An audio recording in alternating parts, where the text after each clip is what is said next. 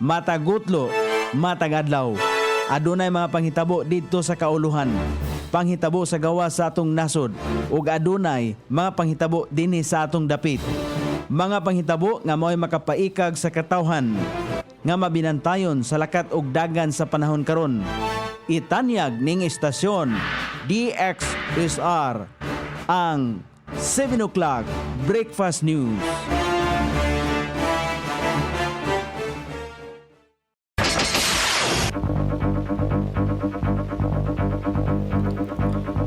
Higala, kumusta? May buntag Iligan, may buntag Mindanao, may buntag Pilipinas. Adlaw Biyernes, Pizza 30 ni buwan sa Mayo, ning tuiga 2025. Sangan sa ato Station Manager, Pastor Ruben Sulapas, kini ang inyong ka-SR Kabisaya Nonoy B, ang matod sa hanay sa balita sa alas 7. O karon sa uluhang tudling sa ato mga balita, lalaking nagpintal og mga armas nadakpan. No face mask, no entry policy gipatuman sa Gregorio Tilios Memorial Hospital. DOST FNRI survey nga rekomendasyon pagpalambo sa nutrisyon sa mga batang Iliganon gipresentar ngadto sa City Nutritional Council. Sa kauluhan, Presidente Bongbong Marcos gitudlo si Police Major General Torre isip mosunod nga Philippine National Police Chief. 9 milyones pesos nga kantidad sa smuggle nga sugar gikan sa Thailand ug Vietnam nasikop sa Port of Manila. Philippine Army mas gipakusgan ang ilaang cyber defense capabilities. Mga batan-on sa Japan gikataho nga adunay pinakagrabe nga mental health problem. Balita sa kinabuhing Kristohanon, usa ka simbahan sa Amerika nagpatukod og 60 ka mga baratong pabalay alang sa mga katawhan. Kini ang uluhang tudling sa ato mga balita nga dalit kanato ning istasyon DXSR 106.7 sa inyong FM dial. Ang bugtong radyo sa dakbayan siligan nga nagsibya sa balang kasulatan, pinasubay sa inspired and preserved, not simply dictated King James Version sa Anchor Broadcasting Corporation.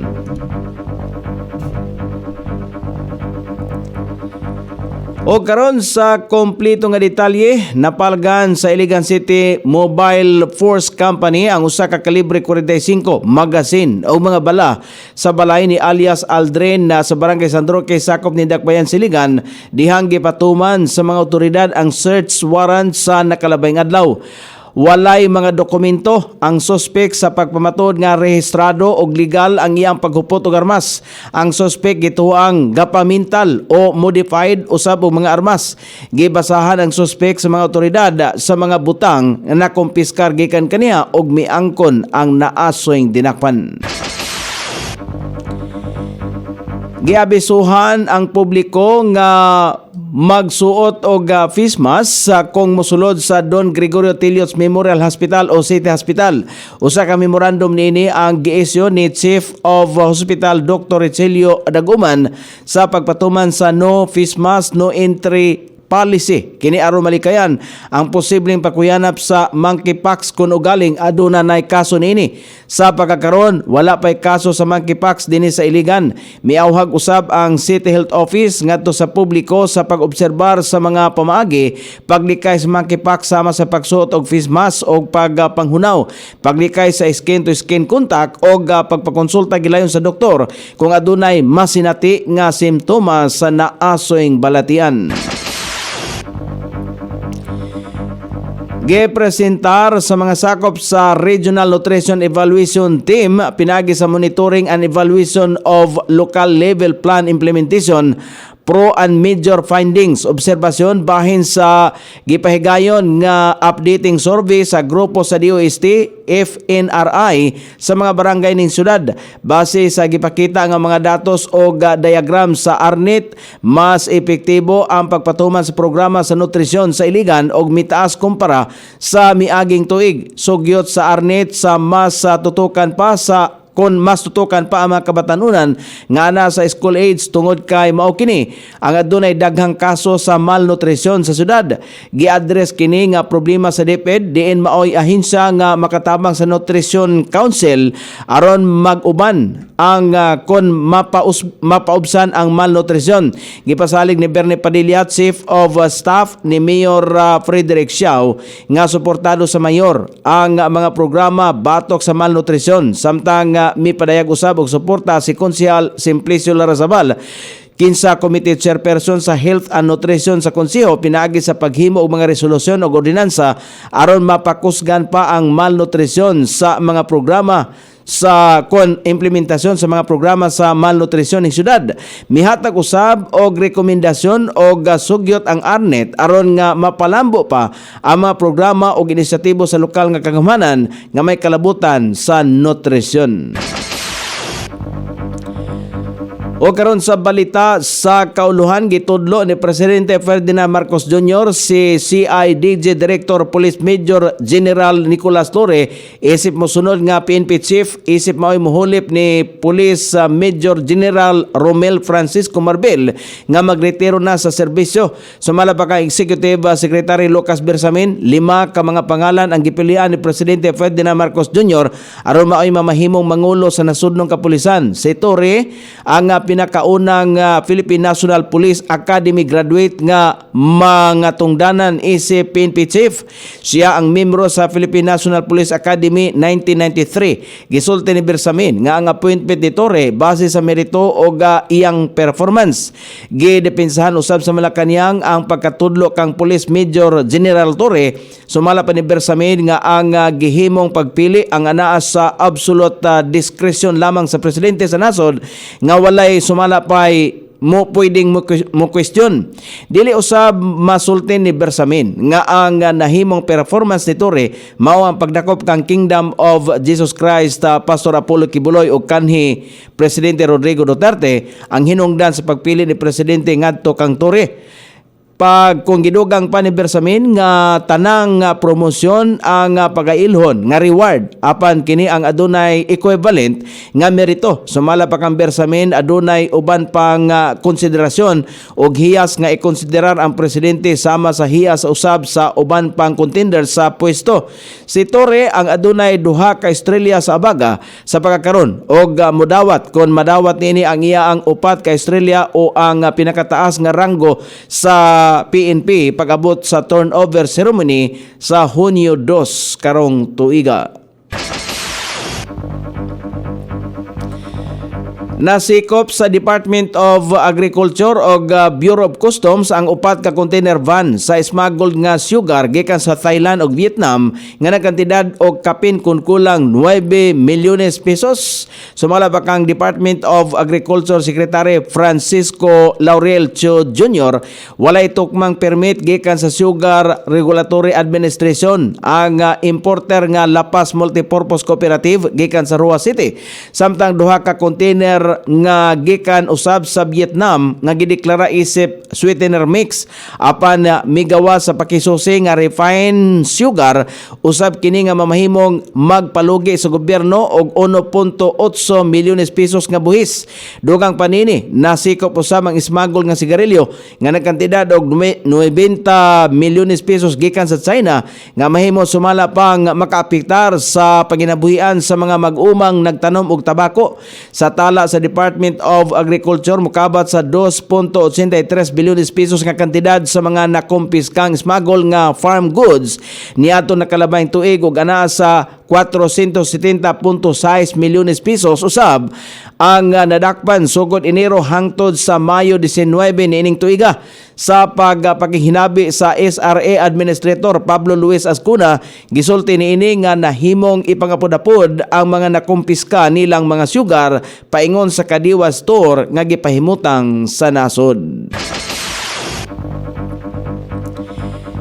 Gimando sa Philippine Army sa Army Signal Regiment nga ipadayon ang pagpakusog sa mga kapasidad sa ilaang hanay aron mapakigbatukan ang cyber space sa nasod gikan sa cyber threats. Sa usa ka pahayag giila ni Philippine Commander Lieutenant General Roy Galido ang Army Signal Regiment Unit alang sa ilaang determinasyon nga maprotektahan o mabantayan ang cybersecurity sa nasod sulod sa kapin 14 ka tuig sa panahon kung asa naghitak usab ang pagbago sa teknolohiya. Bisan pa man ang mga advancements sa cyber threats, dakong butang sumala pa sa gipatumag bahin sa Army Signal Regiment sa pagsiguro sa proteksyon o bisan sa seguridad sa cyber domain sa Pilipinas. Dugang pa ni Galido, ang Army Signal Regiment ang magsilbing ang unang depensa sa nasod pag-abot sa digital defense, pagbantay sa mga nagunang network sa nasod bisan sa pagbantay sa mga kritikal nga impormasyon nga madawat sa nasod. Samtang gikonsiderar usab ni Galido ang mga nahimong kontribusyon sa unit tungod sa ilahang exceptional delivery sa malaumang mga signal services ug bisan ang ilaang pagkahimong importanteng pundasyon sa ilang mga military operations. O karon sa balita sa gawa sa nasod, gikataho sa usa ka pagtuon nga ang kabatanunan sa nasod sa Japan adunay pinakagrabe nga mental health diin anaa kini sa rank 32 sa 43 ka mga developed og emerging nations. Bisan pa man nga nisaka ang ranggo niini gikan sa 37 kaniadtong tuig 2020, padayon gihapon ang pagsaka sa unliving rate gikan sa rank 12 paingon sa rank 4. Sumala pa sa pagtuon na apektuhan sa pandemya ang uban pang kalihukan sa nasod ang mga kabatanunan sa Japan hinungdan sa naasoyng resulta. O karon sa balita sa kinabuhing Kristohanon, nagpatukod ang usa ka simbahan sa Washington State sa nasod sa Amerika og sa 60 ka mga housing units nga barato gaduol sa tigumanan. Ang nasong simbahan mao ang Shiloh Baptist of Tacoma, diin ang naasoy mga housing units ang anaa sa 2 andana nga building. Sumala pa sa simbahan nga pamaagi kini nila aron nga ipakita ang gugma sa Dios pinagi sa paghatag og barato nga housing units sa lugar. Dugang pa nila nga ang paghatag sa pisikal nga panginahanglanon sa tao naghatag og oportunidad usab kanila isip simbahan nga mag-abli alang sa pagsustinto sa ilang espiritual nga panginahanglanon. O karon sa kahimtang sa pagbanabana sa dagan sa panahon, southwesterly wind flow ang makaapektar sa western section sa Luzon. Frontal system ang makaapektar sa eastern section sa northern Luzon o ubang bahin sa nasod. Ang localized thunderstorm, ang Ilocos Region, Cordillera Administrative Region, Central Luzon, Cagayan Valley, Metro Manila, Calabarzon, Mimaropa ug ang ubang bahin sa nasod nga Pilipinon. Makatagamtang paghapon sa madag-umon nga kalangitan karong adlaw. Inubanan sa patak-patak ka mga pag-ulan. Kini epekto sa gitawag og southwesterly wind flow, frontal system og localized thunderstorm. Sukod sa temperatura dili sa dakbayan siligan ang kabugnaon ana sa 27 ug ang kainiton mosangko sa 33 degrees centigrado. Ang adlaw misilang kaginiha sa alas 5:26 ug mosahop unya sa alas 6:21 sa sayong takna sa kagabhion. Inyong nabati ang kinatibuk-ang hanay sa balita sa alas 7 nga dalit kanato ning istasyon DXSR 106.7 sa inyong FM dial. Ang bugtong radyo sa dakbayan siligan nga nagsibya sa Balangka Sulatan, pinasubay sa inspired and preserved, not simply dictated King James Version sa Angkor Broadcasting Corporation. Sangan sa tigsuat sa atong balitang international ug sa kinabuhing Kristohanon, Pitjan sa balita lokal Coney Island sa ato station manager Pastor Ruben Sulapas. Kini ang inyong ka-isar kabisaya Nonoy B. Magpasalamat og moingon. Mayong buntag, Iligan.